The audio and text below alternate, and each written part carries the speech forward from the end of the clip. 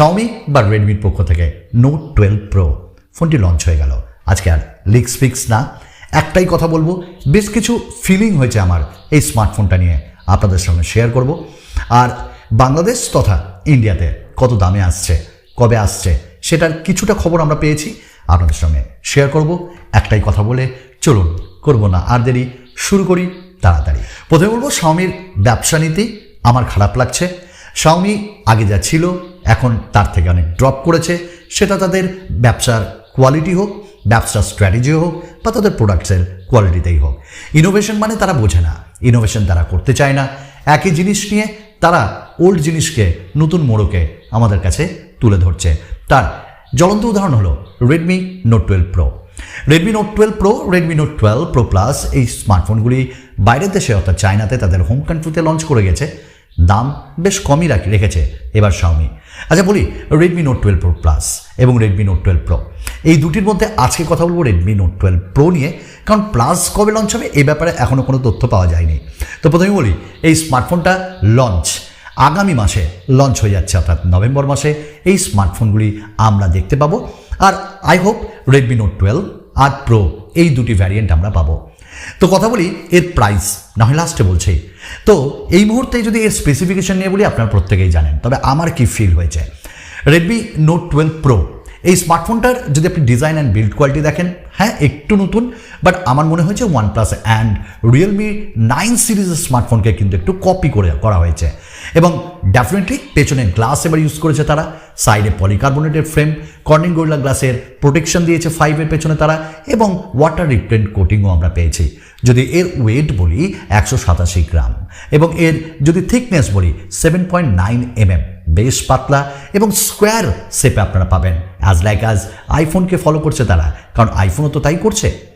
এবং এই স্মার্টফোনটির যদি আপনি পোর্ট দেখেন, USB Type-C এবং সাইডে fingerprint scanner, volume ups and down button, IR blaster, dual speaker. এবারও কিন্তু তারা ইন ডিসপ্লে ফিঙ্গারপ্রিন্ট স্ক্যানার দিল না, অর্থাৎ শাওমি এখানে অনেকটাই পেছনে পড়ে যাচ্ছে কম্পেয়ার টু রিয়েলমি। আপনি বলবেন আপনাদের কি মনে হয়, এইবার শাওমি কি ভালো করছে না তারা ব্যাক স্টেজে যাচ্ছে? এটা আপনাদের উপর ছেড়ে দিলাম।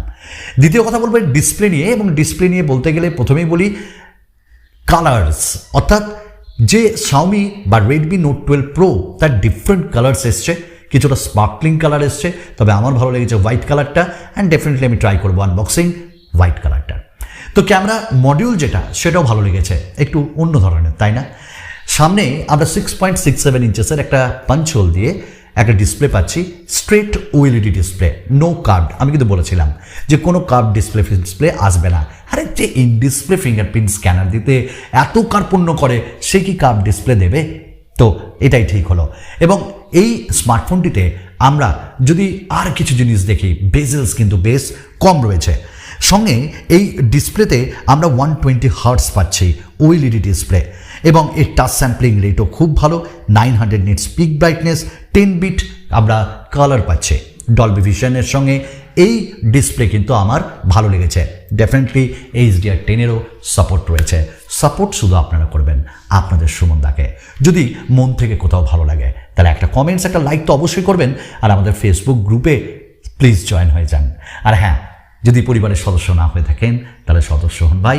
তো চলুন আমরা কথা বলবো এবার এই স্মার্টফোনটার কর্নিং গরিলা গ্লাস 5-এর প্রোটেকশন পাচ্ছি, এবং আপনার এন্টারটেনমেন্টে কোনো অসুবিধা হবে না। মাল্টিমিডিয়ার জন্য এই স্মার্টফোনটি, ডিসপ্লেও ভালো এবং এর স্পিকার কোয়ালিটিও অ্যাটলিস্ট যা শুনছি ভালো। আচ্ছা কথা বলে নিই এর র্যাম অ্যান্ড রম ভ্যারিয়েন্টের।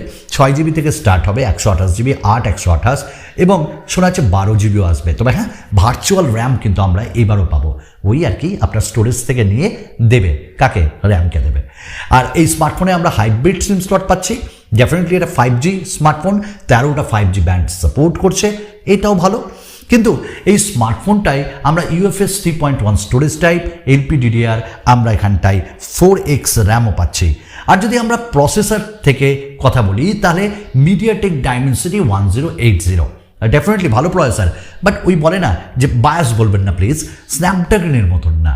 আপনাকে অন্তত বেঞ্চমার্ক স্কোর ভালো দেখাবে, এবং হিটিং ইস্যু তেমন হবে না। ডেফিনেটলি লিকুইড কুলিং টেকনোলজি তারা ব্যবহার করেছে। তবে স্ন্যাপড্রাগন 8 সিরিজের মতন আমার মনে হয় এত স্টেবলও হবে না এবং গেমিং পারফরমেন্স অতও ভালো দেবে না। তবে হ্যাঁ, এই দামে একটা ভালো প্রসেসর, বাট স্টিল মিডিয়াটেক। কথা বলবো আমরা এবার এই স্মার্টফোনটির ক্যামেরা নিয়ে। তার আগে বলি, আপনি ডে টু ডে ইউসেজে কিন্তু কোনো কার্পণ্য হবে না এই প্রসেসরের সঙ্গে। এখানে গেমিংও কোনো আপনারা খারাপ পাবেন না। ক্যামেরা বলতে 50 মেগাপিক্সেলের প্রাইমারি সেন্সার, এখানটাই দাবি রাখে যে Xiaomi ভালো কাজ করেছে, কারণ সনি আইম্যাক্স 766 সেন্সার দিয়েছে তারা। আপনাদের 8 মেগাপিক্সেলের একটা আল্ট্রা ওয়াইড, 2 মেগাপিক্সেলের ম্যাক্রো, ওটা বাদ দিন। আর সামনে 16 মেগাপিক্সেলের selfie camera. 4K video recording আমরা করতে পারবো, এটাও বেশ ভালো। তো স্লো মোশন এবং যে লো লাইট বা নাইট মোড সবই রয়েছে এবং বিভিন্ন ফিচার্সগুলো রয়েছে। ক্যামেরা ঠিক আছে এই দামে। 5000 mAh ব্যাটারিও দিয়েছে তারা এবং সঙ্গে 67 ওয়াটের ফাস্ট চার্জার। তো 3.5mm জ্যাক নেই এই স্মার্টফোনটিতে। তো ডেফিনেটলি যদি সব কিছু মিলিয়ে আমরা বলি না, স্মার্টফোনটা ঠিক ওকেই টাইপ স্মার্টফোন। কি নতুন পেলাম বলুন তো? Xiaomi আমাদের কি নতুন দিল? সেই ওএলইডি ডিসপ্লে, সেই আমরা সাইডে ফিঙ্গারপ্রিন্ট স্ক্যানার, ওই তো আয়ার ব্লাস্টার, ওই তো ডুয়াল স্পিকার, ওই তো গ্লাস ডিজাইন, ব্যাস নতুন কিছু পেলেন কি? আর সঙ্গে এই স্মার্টফোনটাই আমরা পাচ্ছি Xiaomiর পক্ষ থেকে দুর্দান্ত 13, মানে তাদের MIUI 13 বাক্সে ভরা, অ্যাডসে ভরা, ফোন আপনার নয়, আপনি কিনবেন টাকা দিয়ে। আর সঙ্গে এখানটাই আমরা আপডেট বলতে অ্যান্ড্রয়েড, সেই আপনি 11এই চলবেন, 12এই চলবেন, কবে আসবে তার ঠিক ঠিকানা নাই। তো এই জিনিসগুলো আমার খারাপই লাগে। তবে 5000 mAh ব্যাটারি আপনাকে ভালো ব্যাটারি ব্যাকআপ দেবে, তার দাবি রাখে।